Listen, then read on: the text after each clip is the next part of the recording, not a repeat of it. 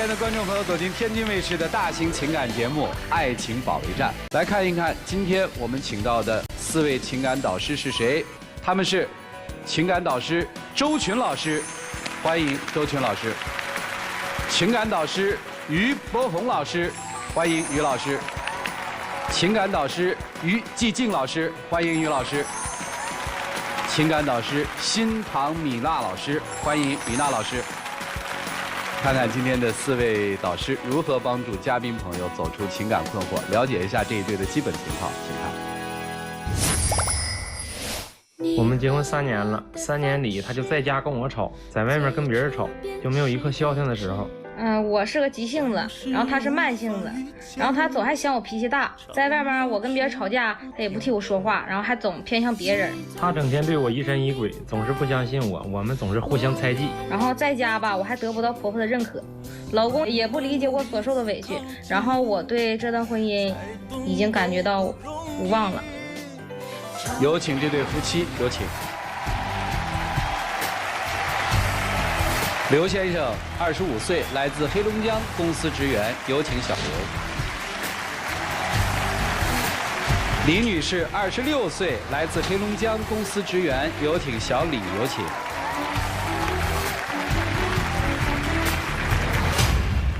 欢迎两位哈。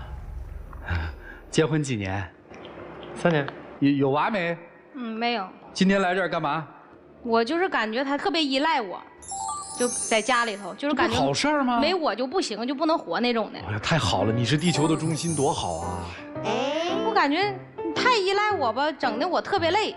就比如说在家，你说的一会儿拿个水啦，一会儿拿个烟拿个火，啥都得靠我，没我就不行。这个东西也是互补的，因为他也要求我没有什么事的情况下帮他拿个水呀，就拿个水果啊，就是基本上全是这类的事情。你们俩属于互为机械臂是吧？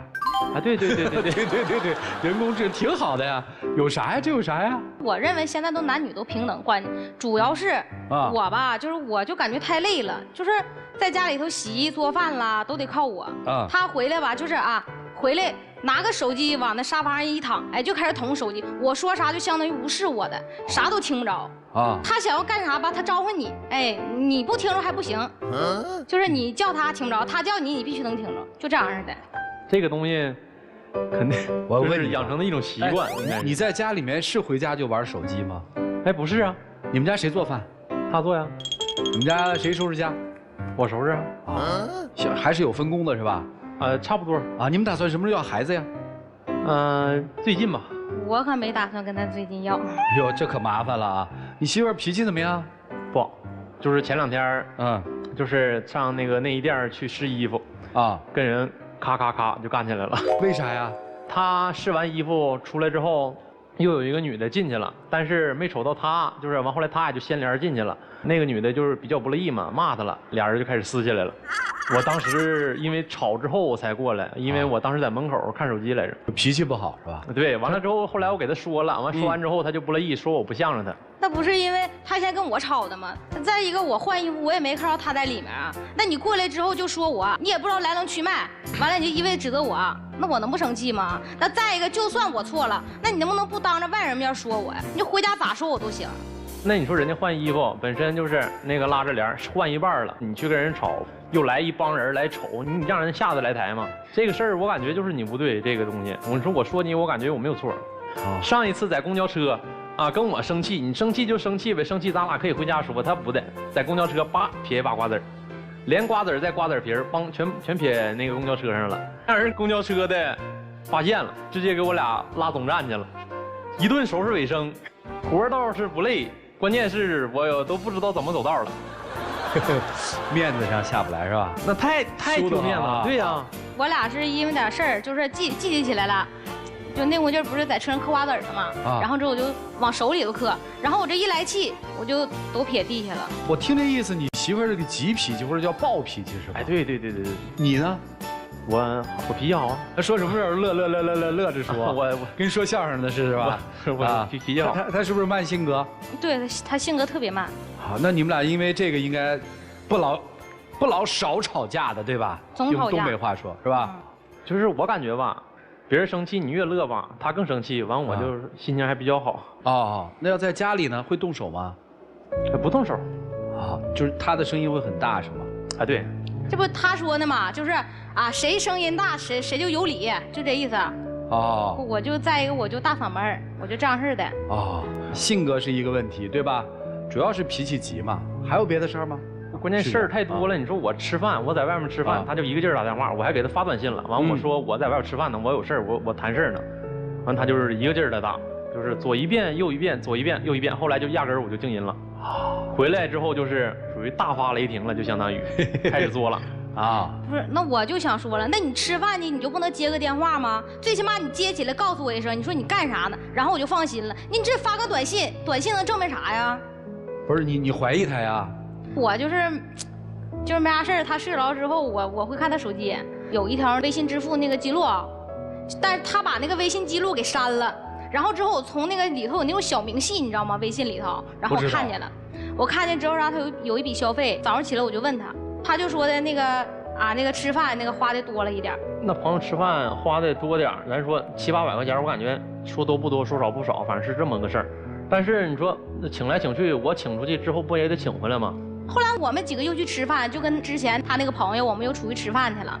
后来我就无意中从他那朋友手机里头翻出他俩聊天记录了。他那个朋友就给他发微信说的这女的摆平了吗？不是，那是啥意思啊？那人家就是问一嘴。那你说当时那个是因为我跟别的女的吵吵了，我停车，他下来了，说这个是他车位。那你说我先到的，完他给他家的车那个拦一下子，这么的，完跟他吵吵几句，完了人家问一嘴，那没毛病啊。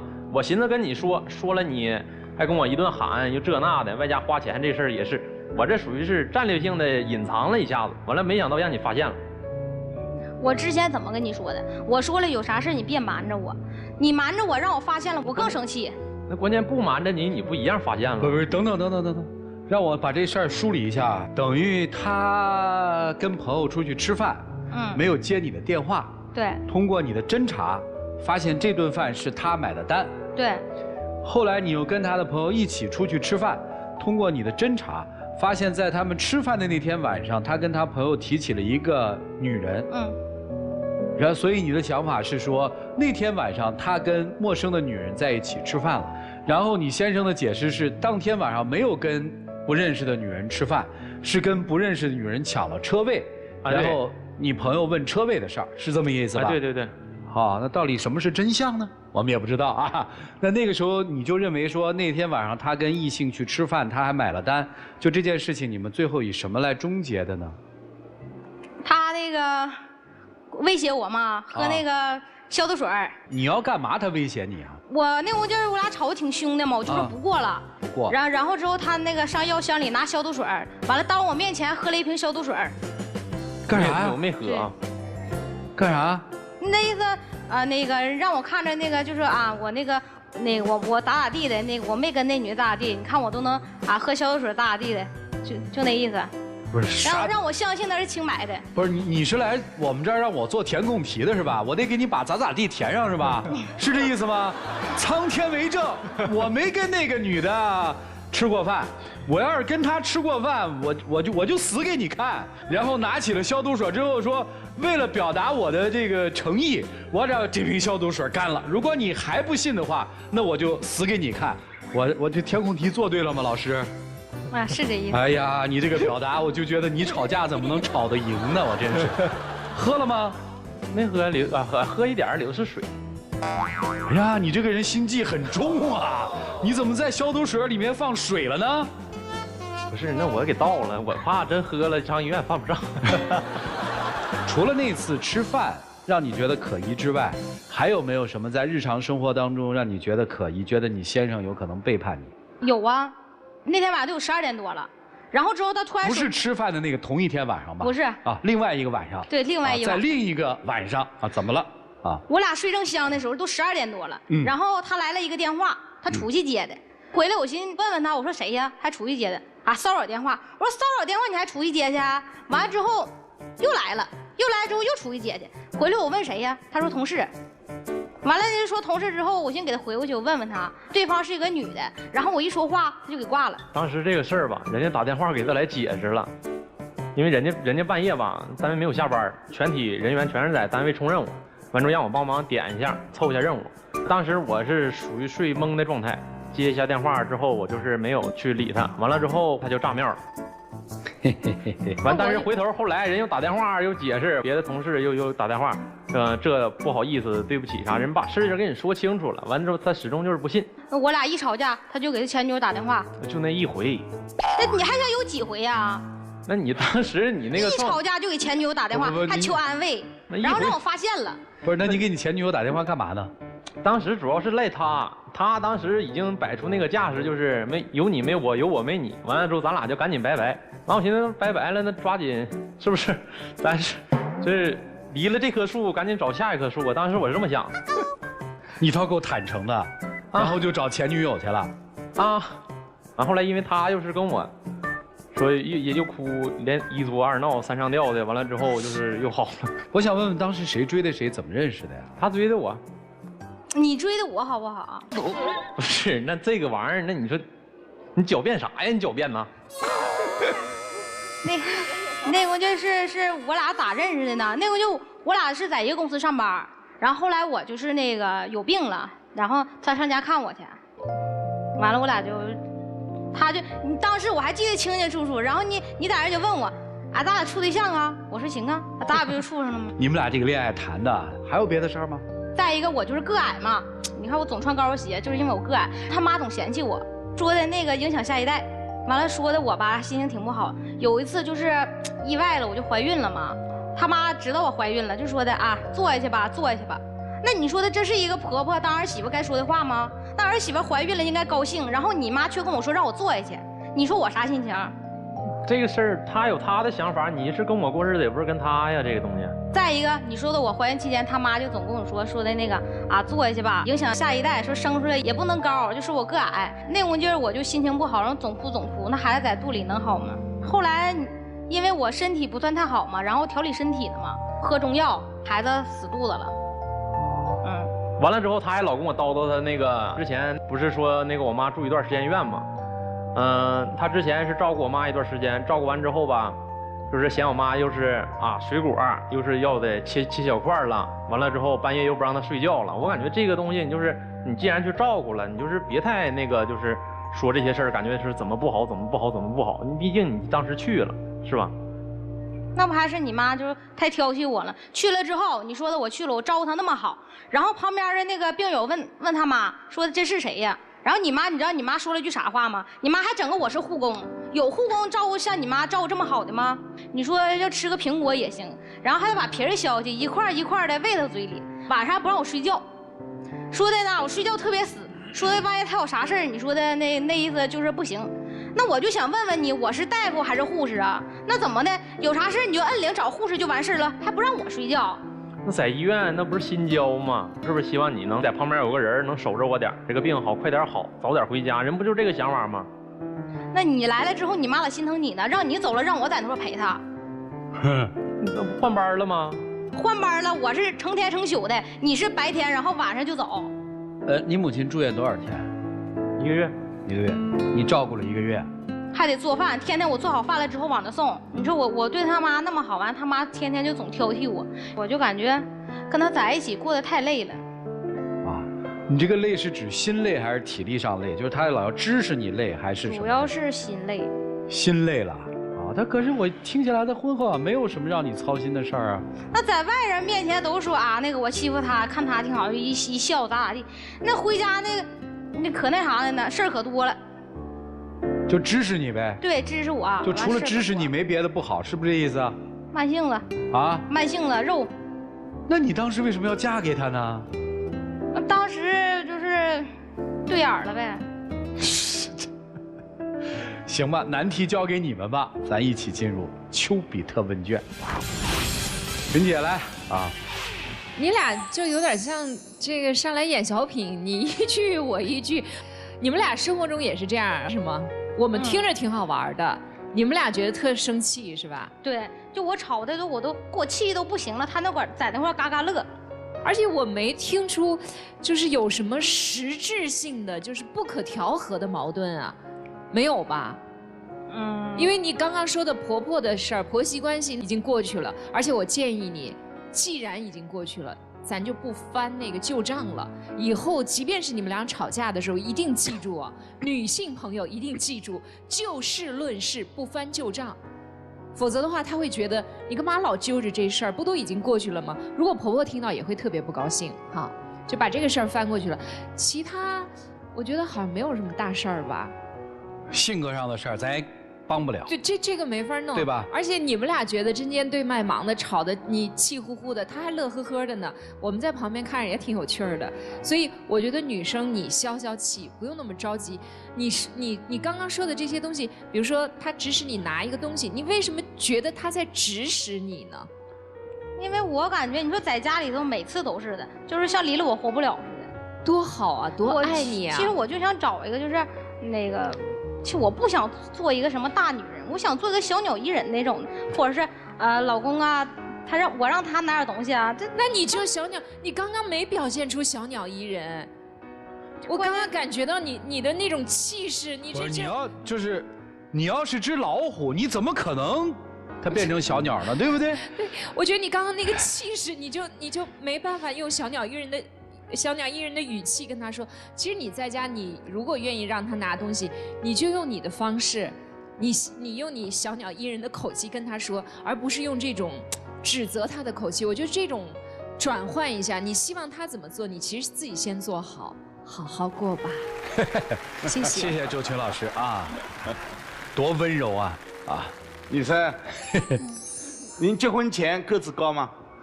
也不高，哎，没变化吧？哎，不带捅人肺管子的，于老师。我想也没变化啊。但是他还娶了你，那他也不高啊，说明他不在乎小你。鸟依人，记住了，好好说话啊。这就说明他没有嫌弃你个子不高。另外，女生，你不要身在福中不知福，你运气好。你一个暴脾气娶了一个慢性子，这就是性格的互补。你们两个人的性格互补，在我眼里补的还算是可以的。如果说按照你刚才所畅想的，你和一个也同样是急性子、暴脾气的男人结婚以后，那你们家我可以断言，天天星球大战，打得支离破碎，最后把家打散。因为大家都容易情绪失控，而且你问题很大。你的这种情绪，由于他不敢在你的面前非常果断地来阻止你，导致你的情绪处处时时都会迸发。你看，到了商场也会爆发，到了公交车你也会失控，而且到了家里就不要说了。在这样的状况下，你是不是要反思一下自己呢？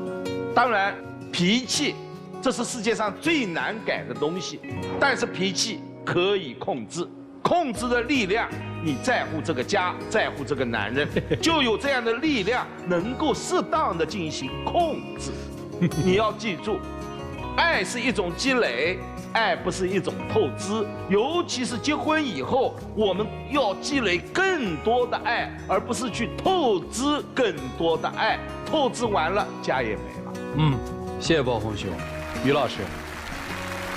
哎，我在想，婆婆病了，你照顾她1个月，对不对？哎，那时候其实你挺不开心的，对不对？你刚才说了，说你是护工，你挺不高兴的，但是你还照顾她了。这里面就说一个问题，什么问题呢？哎呀，你还干了，但是你还怨了。这个事情在你的生活里面好像就一直是这个概念。比如说，老公让你端个茶、倒个水啊，这不是什么大事，可以拒绝不？可以呀，但是你也干了呀，干了以后又不开心，这不就典型的出力不讨好吗？那么从这个角度来讲呀，我再说一点，你今天从那个门一转出来呀，我就有点大事不妙。正好你转来，我能看得很清楚，和你老公一做对比呀，那个相由心生，你脸上的不开心和状态就全部写在那儿了。所以我特别提醒你，通过后面的表达，我告诉你的是，你就是一个爱生气的人。在某种角度讲，你的心态不好，你跟谁结婚，你都得生气。你换另外一个人，比这个生得更厉害，你跟他，可能我们会认为，在这世界上是让你最不怎么生气的人，但对你来讲，你仍然不满意。对，所以这个是你要认同现状。哎呀，男方看起来很好，啊，互补我也认同，但男方有一个问题，其实你的老婆每次在不开心的时候，你都急于解释，在今天场上也是一样。那我来换一下，我来说哈，比如说，那个婆婆说你基因不好，生的孩子怎么样的时候，然后我先说什么呢？我先说，哎，老婆，是不是你听完这些话你不开心了，让你孩子打掉，你是不是特别难过？你听完以后心里是有点安慰，是不是有点小感动？我相信，因为这个时候你被认同了，这是小技巧。然后你再来解释，哎，妈妈可能不太会说话，说的可能比较直，但是我们要过日子，所以她的问题不重要。好了，我提醒男方的是这个，不是简单的解释和笑笑就完了，你要学会安慰。所以他的暴脾气的宣泄，在某种角度来讲，可能被你给直接用解释给搪塞了。表面听起来好像是在安慰他，但实际上是在否定他的感受。对他来讲，在那一刻，他最需要的是你要懂我，给我一个情绪表达不舒服的这个出口，这一点非常重要，好吗？米娜老师，我不太赞同说某一个人天生就是坏脾气，或者说可能我们是婴儿的时候，我们都是坏脾气吧，因为婴儿仿佛一上来都先学会的是哭，慢慢的才学会是笑。如果这样的话，每个人都是坏脾气。对于这位太太来讲，我觉得你的坏脾气是来自于生活里头遭遇到的种种，我看来其实是女人的大不幸。怀孕、胎死腹中，这绝对是大事。被婆婆嫌弃，说你个子矮，你基因不好，你对于我们家的下一代会起到破坏性的作用，这样的否定绝对是心里头的一根刺。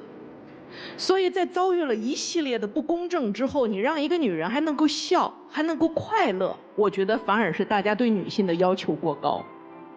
我觉得对您来讲，您的确有理由不高兴，因为有了这么多的事情发生之后，他们家并没有跟你道歉过。如果老人不能够放下老人的架子，不为自己过去做错的事情去做一个了结，那么他永远还是心里头有一根刺，拔不掉。这是个好女人，只要帮她把刺拔掉，她就能够愈合她的伤口。之所以说她是好女人，是因为她在遭遇这些事情了以后，还能照顾你妈1个月没翻脸。为啥？因为她爱你。你也没有拔掉他心里头的另一根刺，那就是我的男朋友认为家人对我的伤害和他对我的伤害都是理所应当。凭什么？因为他爱你，他脾气不好，就是这2点，你就可以把他捏得死死的。你云淡风轻，对于他来讲，就是他心里头越深的这样的一个伤。你太不把他受到的委屈当回事，你太不把他的需求当回事，你太不把他的愤怒当回事。对于你来讲，只有一句话是我送给你的：停止抱怨，为你的付出设置底线。这一句你要好好想想。而所有的话，其实我都是对于您讲的，去道歉，拔掉他心里的刺，帮他把伤愈合。谢谢米娜老师。这个先生挺有意思的。什么时候都笑嘻嘻，什么时候都笑嘻嘻，这不就是个笑面虎吗？就这种人特别让人可气，你知道吧？恨死了。就是所有的好人他都要做，所有的坏事儿全是他干的。这个他脾气不好，是不是你激怒的？我没激怒，你还不激怒他？你在家里不让他那么累，他就不会这样。他跟你妈关系不好，是不是你无能？就没有一件坏事不是你干的，还在那儿乐呵。就是他是所有坏事的一个创造者，然后别人的火起来了，他跟我没关系啊，您发着火，我脾气好，太坏了。我们虽然可以千说他万说他，我们说完之后他能保持微笑，是他知道他不改你也不会离开他，核心在这儿。所以我要说的就是，如果你选择了，你就认吧。这是你媳妇儿，以后别这样，一起进入真情60秒。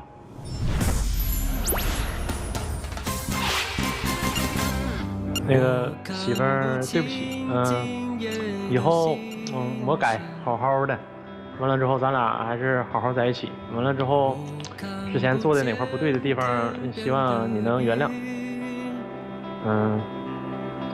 别老往前翻了，别翻了，没有用了。跟你结婚这几年吧，一开始还挺好，就是感觉我太累了，心特别累，也想在一起，就是感觉累了。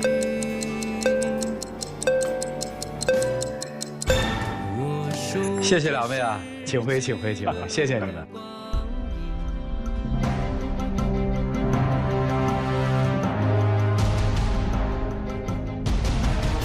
本节目唯一官方报名热线0223606301，有情感困惑的观众朋友可以来电报名，不收取任何费用，小心被骗。来吧，看看自己的选择吧，请开门。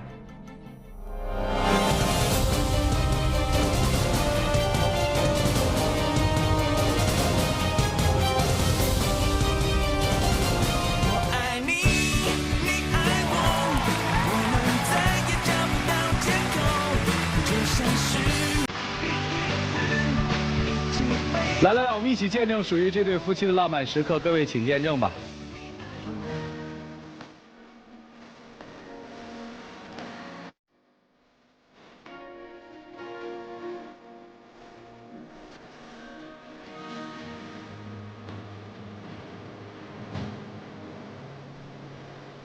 谢谢你们，请回。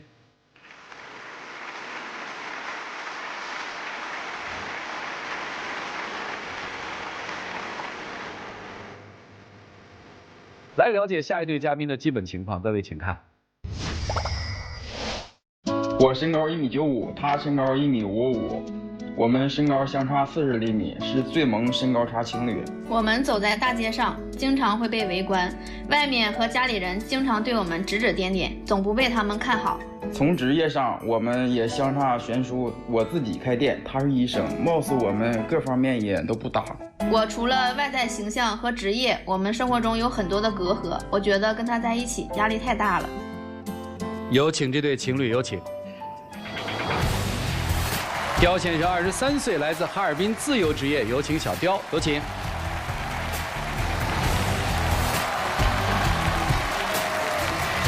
张女士24岁，来自哈尔滨医院，有请。欢迎两位哈。你多高啊？我1.94米。啊？1.94米。您呢？1.55米。这个你们俩在一起逛街的时候，大家会不会说，哎呀，这个好？对，就总会接受到很多的目光。这个除了身高上面有这么大的差距之外，谈恋爱的其他差距大吗？其实矛盾也是挺多的。咋认识的呀？朋友介绍。啊，谈了多久啊？不到1年。不到1年就能谈到我们这个舞台上来？因为你可能主持人你能很直观的看到我男朋友就是比较高，然后长得也比较帅气那种啊，就身边的朋友就是异性朋友也是比较多的。然后有一次就是我身体特别不舒服的时候，然后有一次他跟朋友出去吃饭，然后给他打电话不回，发微信还不接，甚至最后电话还给我拉黑了。其实那天我不是说我跟朋友出去吃饭去了，正好你说咱家是开饭店的，你也知道，你说正好那天那个厨师跟服务员都请假了，你说我是老板，我当然是我自己还得炒，我自己又收拾碗呐，又是什么上菜之类的，你一个电话给我打，你说我是接还不接？本来我就挺烦的。我就觉得他是跟那个女孩出去吃饭去了，因为他们有那个群嘛，他们那个饭店那个微信群。饭店微信群。然后他在群里面，然后就有个女孩在群里边问说谁没有对象呀？因为我本身也在那个群里嘛，然后他就在那个群里边跟人回复说他没有对象。其实那个时候他已经在和我交往，然后结果让我发现了，我就问他，然后他还把我从那个群里边移除了。那个只是一个开玩笑而已，真的。你说咱家本来就是做餐饮的，其实你看厨师群里边不一定说每个人他都是做厨师的，是吧？你说多一个朋友就是多一条路。我跟你移出群聊的原因就是我怕你多想。他之前就跟我说，那群里边不就是很多各行各业的都有嘛，那就可以来支持咱家的生意嘛。我就觉得他可以交朋友，那我也可以交朋友。就是他允许交异性朋友，我也想交异性朋友，我的朋友也挺多的。他现在就是有点特别小心眼儿，就我的手机，别人给我发微信呐，或者是那个给我发语音呐，或者是给我发消息，他都看，哎，是不是谁又来看我来了，或者谁又要找我出去啊？我觉得这点也让我接受不了。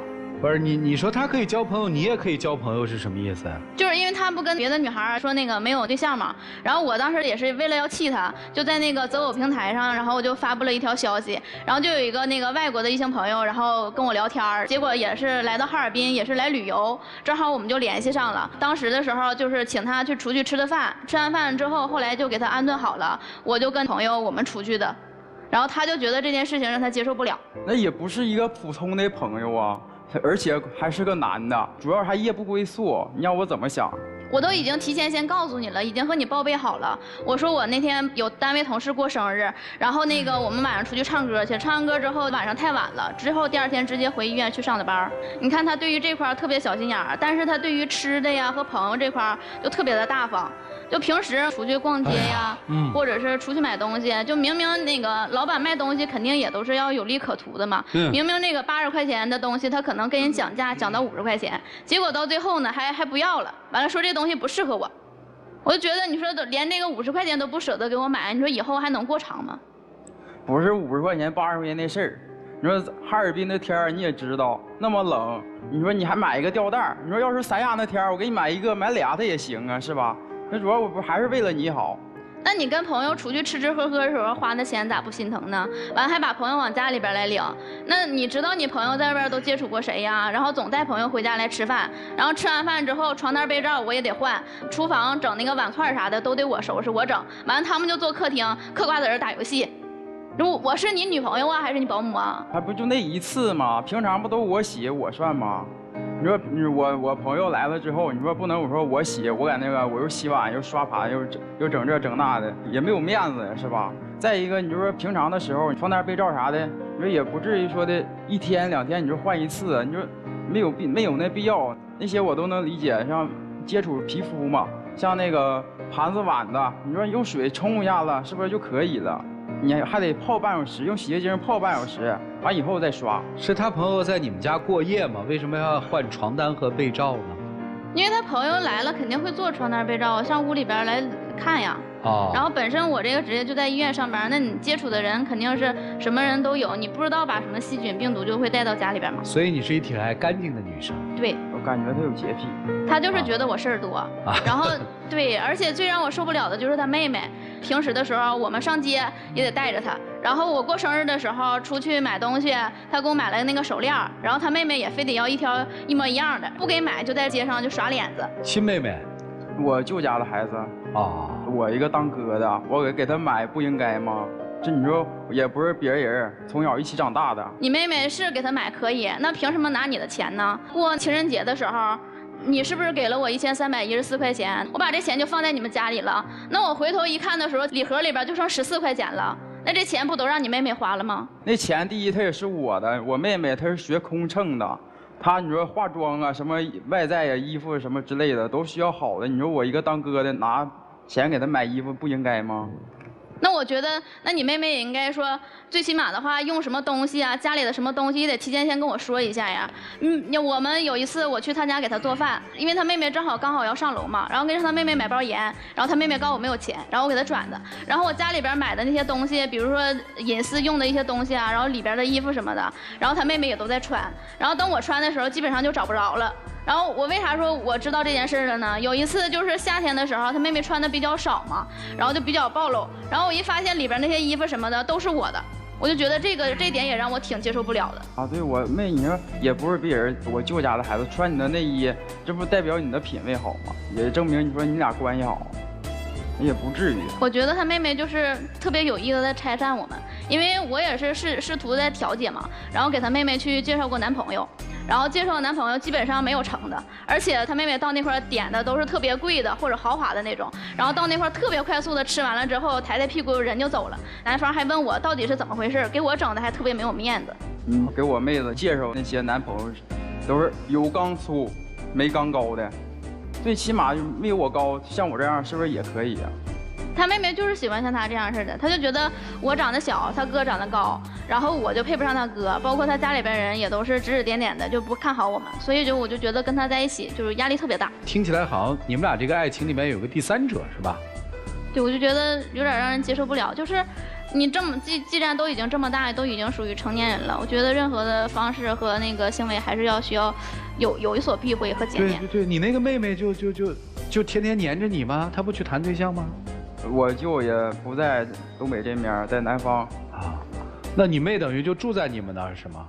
我妹妹有的就是她就是周六周日的时候回家，其余的时间她是在上学的。哦，所以你是供妹妹花钱，然后妹妹你们家的东西她都可以肆无忌惮的去拿去用，一起长大的嘛。可是她还不是你媳妇儿吗？不过就是你女朋友吗？她要嫂子这么做也有点过，更何况是女朋友呢？你不跟你妹说吗？所以说我就她去用别人的东西，拿别人的东西，尤其内衣这东西，她不膈应吗？他妹妹就觉得就是他哥买的，然后他就用。那是他买的吗？因为有的是我自己花钱，有的是他花钱。他们家人特别反对你们吗？就觉得他个高，我个小。现在还反对吗？啊，对。所以他那个舅舅家的妹妹的很多行为，看来也是受到了家族人的一些啊，有没有啊？就我家就是全都是个高啊。所以你妹妹是不是也代表你们家族在替这个家族做一些事情啊？没有。啊，她喜欢他吗？我感觉他俩关系还可以，毕竟你说衣服都可以穿啊。你真是没边界的一个人。你打算娶她吗？我感觉他事儿有点多啊，事儿多。谁事儿多？他还事儿多呢。哎呦，他啥事儿多呀？我没听出来呀。就是啥都是什么我妹的事儿啊，什么还有一个就是说的，就别人说他个矮，他怎么样的，我都跟他说过 N 次了。我说你是我女朋友，不要看别人的眼光，因为你是我的。啊，他也跟我说那些，就听不下去。你跟他说什么呀？啊，就是有的时候别人会说那个你们两个就是相差比较大嘛，然后他的想法就是他以后是跟我过，也不是说跟他家里边人过，家里边人说啥就是也无所谓，你也不用听。但是人家现在好像没有说以后要跟你过的意思，姑娘。对，所以我就觉得跟他在一起就是压力挺大的，无论是家庭压力还是说朋友之间的压力。那你就换一个男朋友，那么多喜欢你的男生，对不对？就是还是来这块还是希望他能有改的那个。你让他改什么呀？把腿打断，变短，变矮。就是希望他能成熟一点，给我点安全感。啊，要安全感来了啊！这个情感里面确实是危机四伏。我们来听听老师们的建议吧，一起进入丘比特问卷。你妹妹多大了？我妹妹21，成年人了是吧？对。刚刚那个赵川用了一个词“边界”，你觉得你有边界吗？什么意思？什么意思？所以你不懂。当一个群里有一个单身的女孩说谁没有女朋友的时候，你作为已经有女朋友的男生，你觉得你开玩笑这样是对的吗？你和一个女生已经建立恋爱关系了，如果你心里真的爱她、尊重她，你绝不会当她也在这个群里的时候，你跳出来说我没有女朋友，然后把她移除这个群。我觉得这不是开玩笑，是你完全不尊重这份感情，也不尊重这个女生。第二，你的那个妹妹，就算她从小跟你一块儿长大，可是未来要和你一起过日子的人是你面前的这个女生。我觉得你妹妹已经完全跟你一样失去了边界，或者说是在你的暗示下，她越来越没有边界，因为你从来没有阻止过她。哪怕你女朋友反复跟你说她已经很不高兴了，你觉得这有什么？这是我妹妹啊，她从小到大都和我在一起，所以我觉得这也是你的问题。这两件事我觉得都不用多说了。刚刚赵川又问了你一句，说你以后打算跟他过日子吗？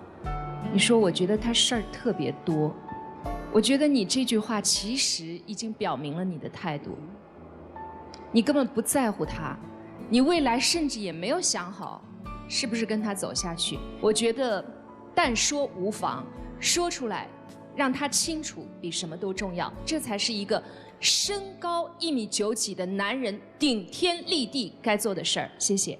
谢谢周青老师。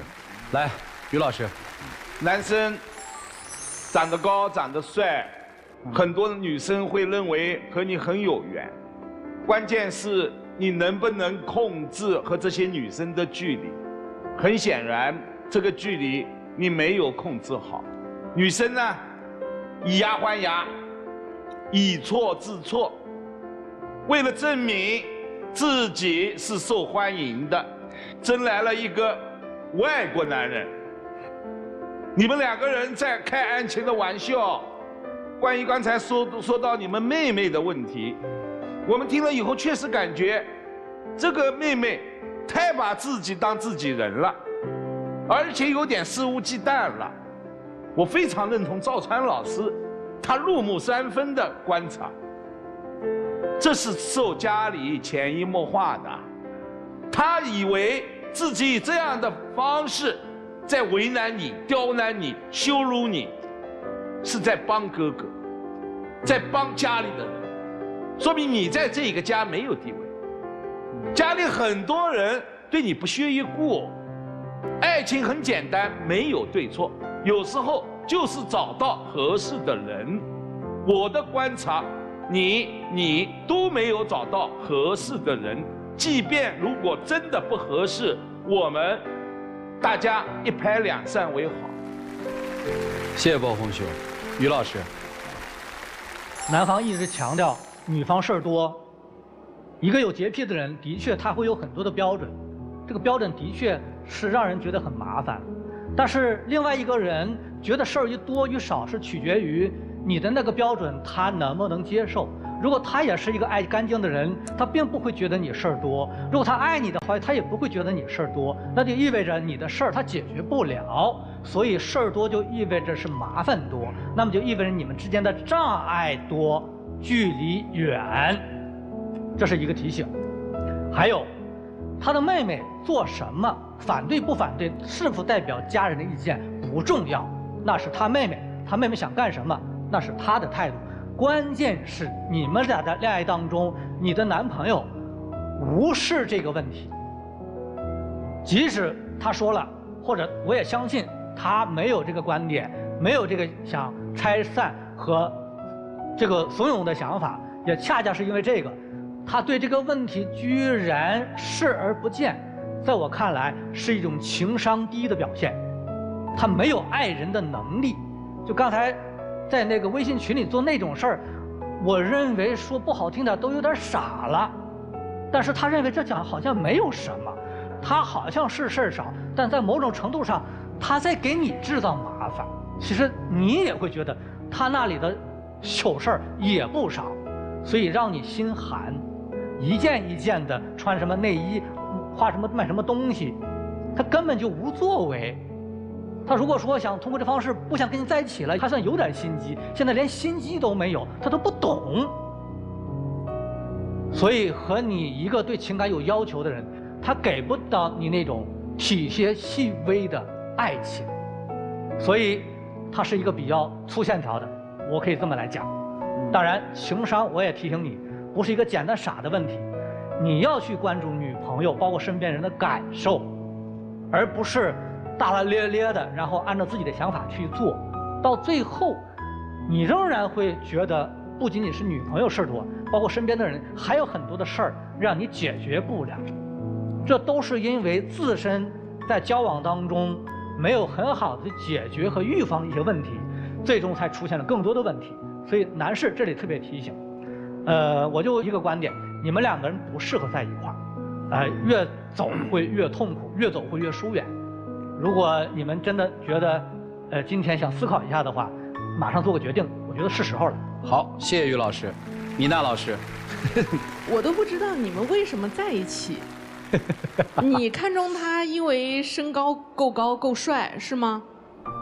对。那你看中他呢？小鸟依人呢。哦，对呀，你们是因为彼此的身高啊，对，然后觉得合适，所以吸引你们的就只剩下身高了吗？然后就放着其他的缺点都可以视而不见了吗？对。那么多明显的不合适，真的就不再是你们之间的障碍了吗？吃不到一个锅里，而且男孩子有明显的问题，这个问题说难听一点，家教不好。你的家教不好是从你妹妹的这一个举止上看出来的，我就很纳闷了，有哪一个爸爸妈妈会同意自己的女儿到外头乱穿其他同性的内衣？内衣呀，那么贴身的东西呀，这个是基础的卫生问题，我都不说是道德问题、品质问题了。而且有意思的是，这样的一位家教明显不好的男士，居然还嫌你事儿多。你早就应该在他第一次把你移出微信群的时候就跟他提分手，因为那个事情太冒犯了。当着你的面说你不是女朋友，并且还把你踢出去，你都可以想象，这只是在微信里，他是功能性的，为了利用他人把你踢走也好，还是怎样。等到一旦他身边再出现一个他认为更好的女人，反正你的优点只是身高嘛。如果再出现一个1.5米几的女生，太容易找了，把把的，是不是就可以又把你踢出他的情感世界呢？反正他的这一个生活群里头，就是他和他的家人、他的妹妹，这是他的核心成员。你们这一些都叫编外人士，随时可以踢出去。我不明白我们还有什么好调和你们之间矛盾的。在我看来，就是一个必须得分手，完全得分手，分立刻。谢谢米娜老师哈。这段关系里面基本看到的就是贪色，你知道吧？我还记得他上来跟我说的第一句话：“主持人，你看到了吧？我的男朋友又高又帅，他很吸引异性，我没有安全感。”这不就是一个以色而取的爱情吗？所以为什么不到1年，你们有这么多的冲突？因为皮囊你已经很熟悉了，这种色已经不再是优点了。而你们当初看中他的东西，恰恰成了这段感情里面最薄弱的一个缺点。这时候可能想，他要矮点多好，没那么多女人扒着他；他要丑点多好，也不会随随便便的在群里就敢说我没有女朋友嘛。所以老师们的结论已经在那儿了。就作为年轻人，我觉得周群老师有一句话说的特别好：顶天立地不因为身高。因为我们的内心是坦诚的，才能顶天立地，面对自己的内心。谢谢两位啊，接下来的时间留给你们，一起进入真情60秒。相识相守走了这么长的时间，在一起也有很多的磕磕绊绊，但是我觉得你希望你能够有所改正，有所担当，而不是说做一个像那种傻白甜就知道玩就知道那个开心的那个小男生。因为我觉得女孩如果要是想跟你在一起，更多的是想要安稳，想要那个稳定一些，也希望你能够有一些家庭责任感有所提升。失去了一个我，其实我也没什么想说的了，我还是感觉事太多，咱俩不合适。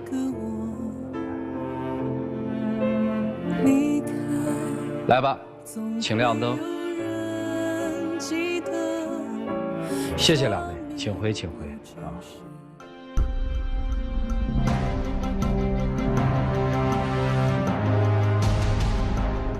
好了，电视机前的观众朋友，欢迎大家登录优酷视频、腾讯视频、爱奇艺、搜狐视频，收看我们节目的完整视频。接下来，江大人就要看一看这对年轻朋友的选择是怎样的，请开门。接下来，江大人就要看一看这对年轻朋友的选择是怎样的，请开门。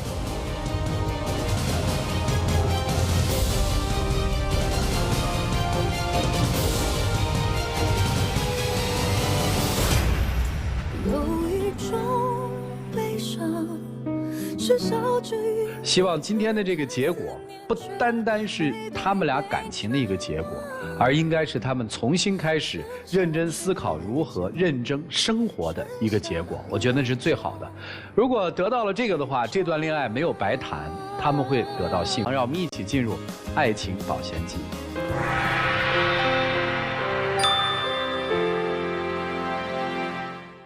有网友提问说，我的老公呀，出了家门和谁都是有缘的，进了家门就和手机有缘，放下手机就和我斗。请问老师，我该如何解决这个问题？想问你一下，你有没有想过这个问题？为什么你的老公放下手机就和你斗呢？